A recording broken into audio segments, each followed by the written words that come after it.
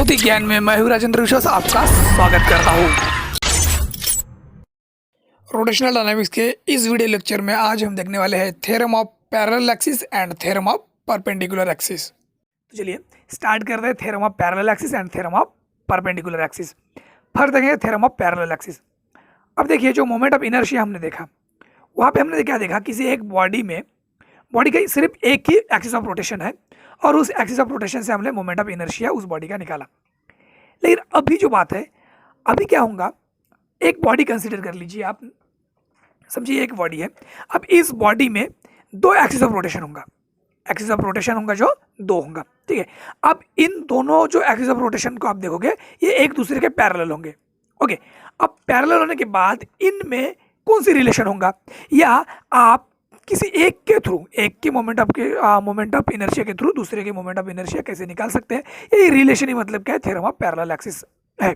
अब देखिए ये थ्योरम क्या कहता है, अगर आपके पास ऐसे दो एक्सिस ऑफ रोटेशन है जो एक दूसरे को पैरेलल हो तो क्या होगा। देखिए ये फॉर्मूला जो आप देख रहे हैं, ये जो फॉर्मूला देख रहे हैं, ये फॉर्मूला को पढ़ना आ गया, मतलब आप इसको थ्योरम ऑफ पैरेलल एक्सिस को डिफाइन करना आपको आ जाएगा। अब आपको देख के लग रहा होगा कि इतना बड़ा थ्योरम है, इतना बड़ा स्टेटमेंट है, कैसे याद रखेंगे, नहीं, बिल्कुल कोई इसकी जरूरत ही नहीं है। आपको ये याद रखना है, ये क्या है, moment of inertia of an object about any axis. ये जो पहले मैंने एक्सिस कर दिया, ये एनी एक्सिस इज इक्वल, बोलो या इज, सिर्फ रहा तो भी चलेगा, is the sum of, sum ले रहा मैं, ये सम ले रहा हूं, sum of moment of inertia I C, moment of inertia ये मैं क्या ले रहा हूं, आई सी। ये क्या है, about parallel axis to the given axis, ये जो गिवन एक्सिस है इसके पैरेलल में है, ठीक है। And passing through the centre of mass and the product, centre of mass भी हमको क्या करना है, कंसीडर करना है। जैसे मैंने कंसीडर की, यहाँ पे क्या है समझिए, सेंटर ऑफ मास है, okay. And product of mass of the object and the square of distance between the two axis. अब ये जो टोटल बॉडी का जो मास रहेगा, ये टोटल बॉडी का मास और distance between the two axis, इसको मैं ये देख रहा हूं। तो ये हो गया डेफिनेशन, मतलब थ्योरम ऑफ पैरेलल एक्सिस का अगर डायरेक्ट आप डिफाइन करना सकते हो, ये given axis, the moment of inertia of a given axis is equal to, या is defined as the moment of inertia another axis parallel to the given axis and sum of a product of the total mass of the body and square of distance between them। ऐसे भी आप लिख सकते हैं, जैसे आपको आसान जाए उस तरीके से आप इसको लिख सकते हो। अब चलिए इसको प्रूव करते हैं। सिंपल प्रूव करना है हमें। हमारे पास क्या क्या है, दो एक्सिस है, ये एक एक्सिस है, ये दूसरा एक्सिस है। इससे हम लोगों ने एक पॉइंट मास कंसीडर कर लिया। अब जो मोमेंट ऑफ इनर्शिया निकालने के लिए हमें क्या चाहिए, इस पॉइंट मास तक के लिए डिस्टेंस चाहिए। चलिए इस थ्योरम को प्रूव करने के लिए हमें जो ये डायग्राम मिला, ये जो ऑब्जेक्ट मिला है, इस ऑब्जेक्ट के ये जो जितने भी पॉइंट हमने कंसीडर कर लिए, कुछ नाम देते हैं ताकि हम आसानी से फॉर्मूला को डिराइव कर सके, ओके, या थ्योरम को प्रूव कर सके। तो देखिए पहले इस पॉइंट को, जो जहाँ पे मैंने पॉइंट मास कंसीडर किया, यहाँ पे ये पॉइंट डी दे दीजिए। उसके बाद ये जो पॉइंट है वो कंसीडर कीजिए, और ये जो पॉइंट है सी ले लीजिए, और ये एक्सिस के ये एम कंसीडर कीजिए, एम पी। और यहाँ पे जैसे कि हो गया ये सी, और ये एक्सिस हम कंसीडर करते हैं बी, ए सी बी एक एक्सिस है और एम ओ पी एक दूसरा एक्सिस है, ओके। अब फिगर के हिसाब से, इन फिगर में हम देखेंगे, इन फिगर, ठीक है, object in figure show an object of mass M consider कर रहे हैं, ओके। अब देखिए यहाँ पे हम लोगों ने क्या क्या लिया है, एच जो है, ठीक है, ये क्या है, distance between the two axis. और यहाँ पे जो हमको एक्सिस मिला है एम ओ पी और ए सी बी, ये क्या है, पैरेलल टू ईच अदर है। और ओ डी जो ले रहे हैं हम लोग, ओ से आप डी जो ले रहे हैं, ये क्या है, distance from the point O to D, जिसको आप रेडियस भी बोल सकते हो, जो कि आपका ये रेडियस यहाँ पे आर भी आप लिख सकते हो। इसके लिए रेडियस तो नहीं, लेकिन डिस्टेंस और आर से भी डिनोट कर सकते हैं, लेकिन कोई बात नहीं, हम लोग इसी से यही रखेंगे फिलहाल। तो भी ये क्या रहेगा, ओ डी से डिनोट करेंगे, ओके। अब सी डी बी क्या है, डिस्टेंस फ्रॉम पॉइंट, ये कौन सा पॉइंट है, सी से लेकर डी तक का डिस्टेंस है, ओके। अब हमें करना क्या है, हम देख क्या रहे हैं, हम लोग देख रहे हैं मोमेंट ऑफ इनर्शिया, है ना। मोमेंट ऑफ इनर्शिया के ही रिलेशन को देखने वाला है पैरेलल एक्सिस में। ओके, अभी देखिए मोमेंट ऑफ इनर्शिया का फॉर्मूला हमें पता है ना।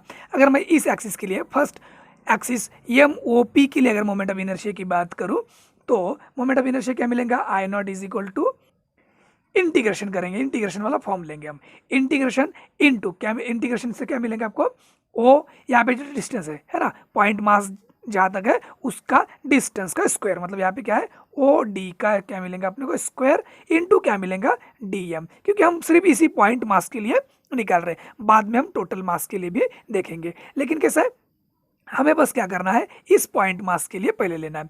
उसके बाद देखिए वही अगर IC की बात करें, मतलब सेकंड एक्सिस की बात करें, तो यहाँ पे क्या होगा सेम इंटीग्रेशन, और यहाँ का डिस्टेंस क्या है CD है, इसका मतलब CD का स्क्वायर और DM। देखिए ये इक्वेशन फर्स्ट दे दीजिए और इसको इक्वेशन सेकंड दे दीजिए, ये क्या मिला आपको मोमेंट ऑफ इनर्शिया दोनों का। इसका मतलब क्या है, ये रिलेशन तो फाइंड आउट हम करेंगे या इस थ्योरम को तो प्रूव करेंगे, लेकिन आपको क्या ज़रूरत है इस वक्त, अभी ज़रूरत है आपको OD निकालना। अगर आपको OD निकालना आ गया या CD आप निकाल रहे हैं तो भी आपको क्या होगा, समझ में आ जाएगा कि आपने इस थ्योरम को किस तरह से प्रूव कर दिया है। अब देखिए नॉर्मली पहले क्या था, ये जो लाइन है ये लाइन मैंने अभी भी कंसीडर किया है, यहाँ पे अगर आप बात करें O और आपको D निकालना है तो वो D क्या आप डायरेक्ट इस एंगल से निकाल सकते हैं, ये एक एंगल है ट्रायंगल, राइट एंगल ट्रायंगल, ये एंगल है, इसमें से निकाल सकते हैं, नहीं निकाल सकते थे, इसीलिए मैंने क्या किया कंसीडर कर लिया कि इसको एक मैंने कन्वर्ट कर लिया पहले एक राइट एंगल ट्रायंगल में। अब ये क्या बन चुका है, इस तरह से एक राइट एंगल ट्रायंगल बन चुका है। अब राइट एंगल ट्रायंगल से आपको पता है पाइथागोरस थ्योरम का यूज़ करके हम किसी भी एंगल को निकाल सकते हैं। हमें क्या चाहिए, OD चाहिए, तो OD के लिए अगर OD निकालना है, इन ट्रायंगल की बात करेंगे, इन ट्रायंगल OND, OND में बाय यूजिंग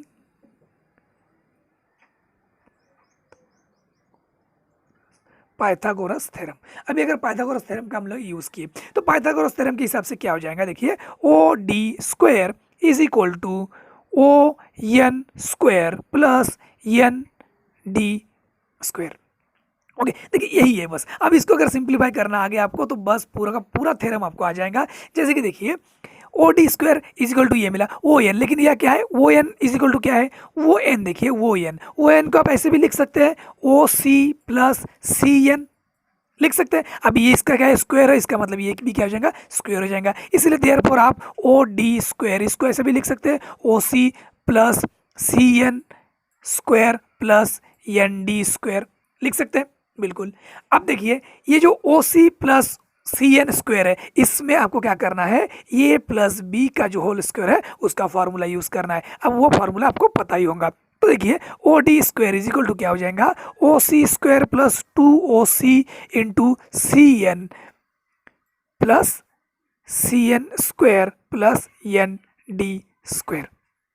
ओके ये फॉर्मूला मिला आपको। अब अगर आप ध्यान दोगे तो CN स्क्वायर और ND स्क्वायर को अगर देखोगे इन ट्रायंगल, अगर आप बात करें CND में, ओके CND से आप देखोगे कि ये जो यहाँ पे भी अगर पाइथागोरस थ्योरम का अगर आपने यूज़ किया, पाइथागोरस थ्योरम का यूज़ किया तो आपको मिलेगा देखिए CD square is equal to CN square plus ND square. इसका मतलब क्या है, आप OC square is equal to लिख सकते हैं CN square plus 2OC dot CN plus ये जो टर्म है, ये टर्म की जगह पे आप CD पुटअप कर सकते हैं, तो बस CD स्क्वायर पुटअप कर दीजिए, हो गया सिंप्लीफाई।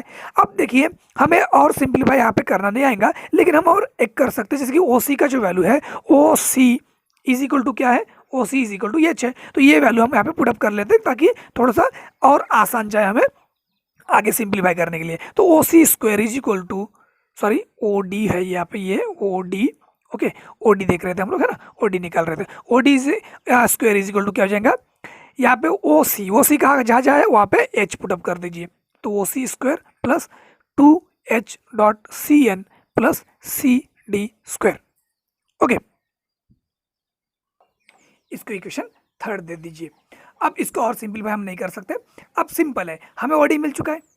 ओके अब OD को बस क्या करना है, आपको इक्वेशन फर्स्ट में पुटअप करना है। मोमेंट ऑफ इनर्शिया जो ये फर्स्ट एक्सिस देख रहे हैं MOP एक्सिस है, उसके मोमेंट ऑफ इनर्शिया उस एक्सिस में का फॉर्मूला में बस आपको OD पुटअप करना है। तो चलिए अभी पुटअप कर देते हैं equation 3 put equation 3 in equation first में पुट अप करते हैं। अब देखिए हमें क्या मिला था, इंटीग्रेशन जो हमें निकालना था आई नॉट के लिए, आई नॉट इज इक्वल टू क्या क्या मिला है, इंटीग्रेशन करना है सी डी स्क्वायर। देखिए हम लोगों ने यहाँ पे जो वैल्यू निकाला ये सॉरी ओ डी स्क्वायर का, तो यहाँ पे ओ डी स्क्वायर ही है। ओके, तो ओ डी स्क्वायर का जो वैल्यू है वो पुटअप कर दीजिए, जो कि है H square plus 2h dot C N plus C D square. Okay, और क्या है आपके साथ, पहले ही डी एम इसके साथ था, है ना। तो ये मिल गया आपको moment of inertia first axis के लिए, हमने जो गिवन एक्सिस हमको देखे उस एक्सिस के लिए। लेकिन अभी क्या करना है, अपन को सॉल्व करना है, हमें क्या करना है, बस इंटीग्रेशन को सॉल्व करना है। Therefore I naught is equal to, इस इंटीग्रेशन को सॉल्व करने के लिए क्या करोगे, जैसे कि यहाँ पे प्लस है तो हर एक टर्म में ये इंटीग्रेशन पुट होगा ये, और ये हर एक टर्म के साथ मल्टीप्लाई होगा, मतलब डीएम। उसके बाद नेक्स्ट कीजिए plus integration 2h dot C N D M, उसके बाद plus integration of C D square D M.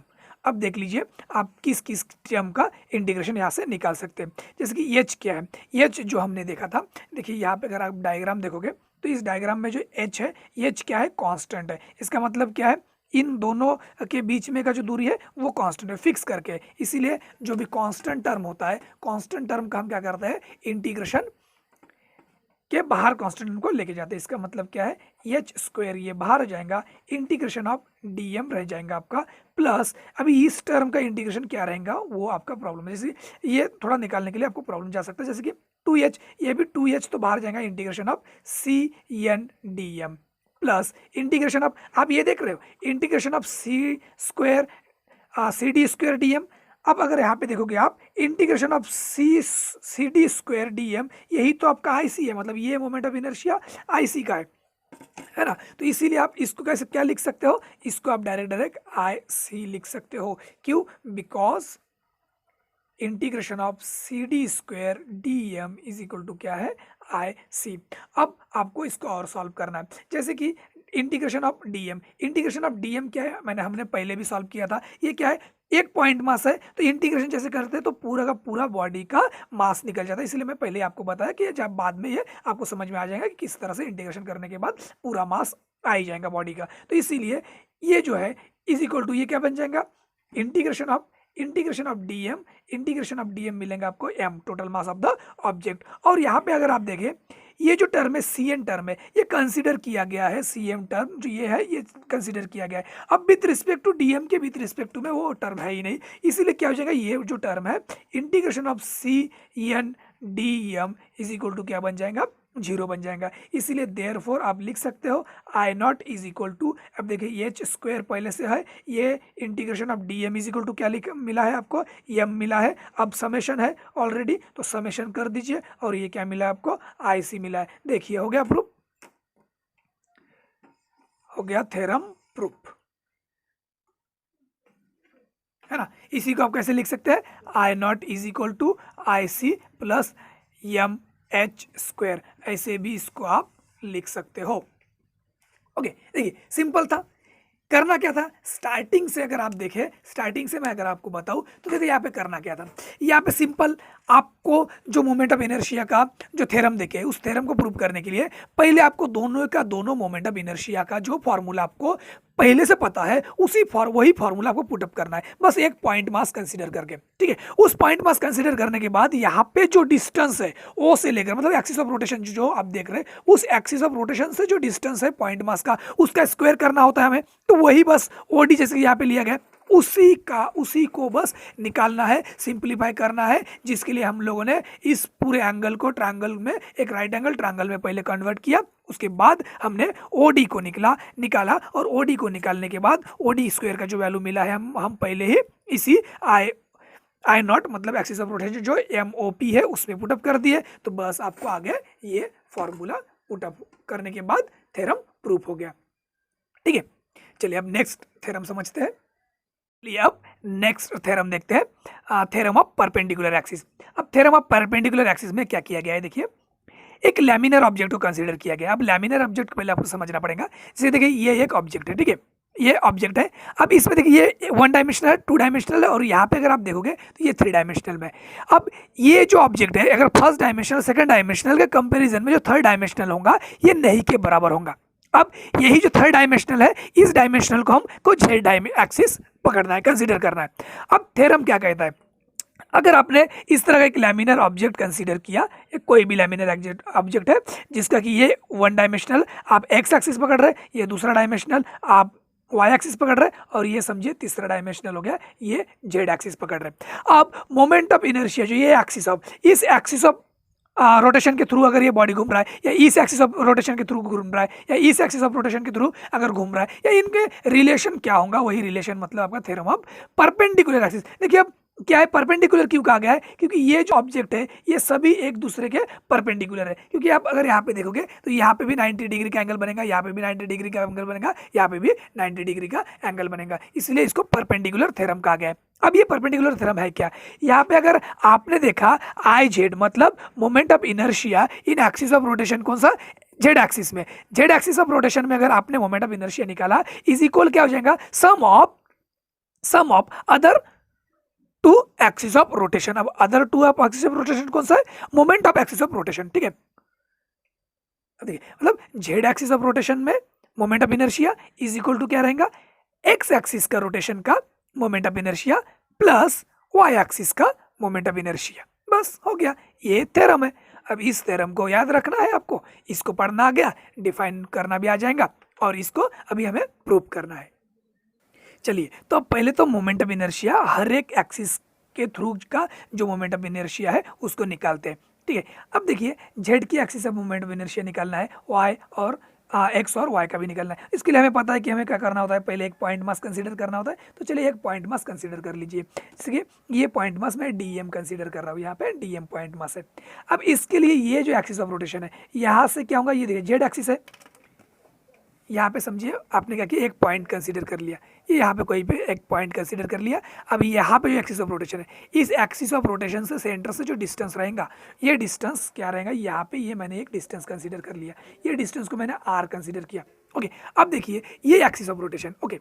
अब यहाँ से मैंने ये डिस्टेंस को आर, अब ये जो एक्सिस ऑफ रोटेशन है, ये एक्सिस ऑफ रोटेशन है, इस एक्सिस ऑफ रोटेशन से ऐसे सीधा जाएगा, ओके। इस एक्सिस ऑफ रोटेशन से ये सीधा पॉइंट जा रहा है, सेंटर से जाए, ये पूरे एक्सिस ऑफ रोटेशन से ये पॉइंट में आप लाइन ले सकते हैं। तो ये एक्सिस ऑफ रोटेशन से सीधा हम ये पॉइंट ले लेते हैं, मतलब इस एक्सिस ऑफ रोटेशन से क्या है, ये डिस्टेंस हो गया, मतलब इस एक्सिस ऑफ रोटेशन के लिए ये पॉइंट मास के लिए डिस्टेंस हो गया, और डिस्क के लिए हम इसको नाम दे देते हैं, यहाँ पे एन कंसीडर कर लीजिए, और यहाँ पे कर लीजिए P, और यहाँ पे देखिए वाई एक्सिस के लिए भी सेम रहेगा, ये यहाँ पे पॉइंट मास के लिए डिस्टेंस हो गया, तो यहाँ पे ये डिस्टेंस के लिए इस पॉइंट को आप एम दे दीजिए, ओके।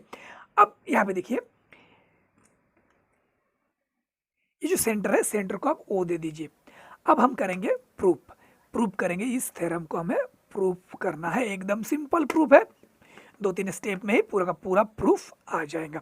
अब देखिए करना क्या है, पहले तो देख लीजिए क्या है, हमने जो कंसीडर किया है ना, अब जो बॉडी कंसीडर किया, इस बॉडी में जो O यहाँ पे एम है, O M is equal to क्या है, एन पी है, ठीक है। जिसके लिए डिस्टेंस क्या हम कंसीडर कर रहे हैं, एक्स कंसीडर कर रहे हैं, मतलब यहाँ से ये एक्स एक्सिस से इधर आया है, इसलिए ये मैं एक्स कंसीडर कर रहा हूँ, ओके। उसी तरह देखिए अगर आप बात करें ओ और एन की, O N is equal to क्या रहेगा, M P is equal to यहाँ पे मैं वाई डिस्टेंस कंसीडर कर रहा हूँ, ये हो गया वाई डिस्टेंस, ओके। चलिए अब पहले मोमेंट ऑफ इनर्शिया हर एक एक्सिस के लिए देख लेते हैं। तो पहले देखेंगे मोमेंट ऑफ इनर्शिया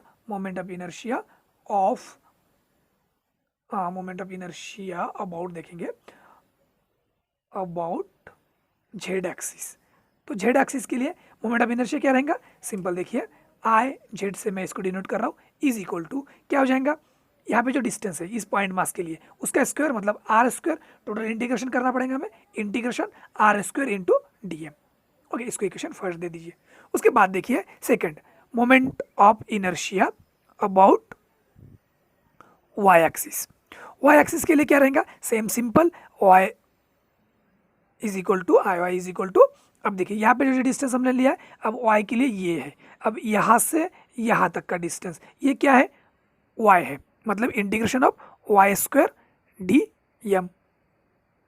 अब अगर नेक्स्ट की बात करें moment of inertia about X axis की बात करते हैं, तो ये क्या आ जाएगा,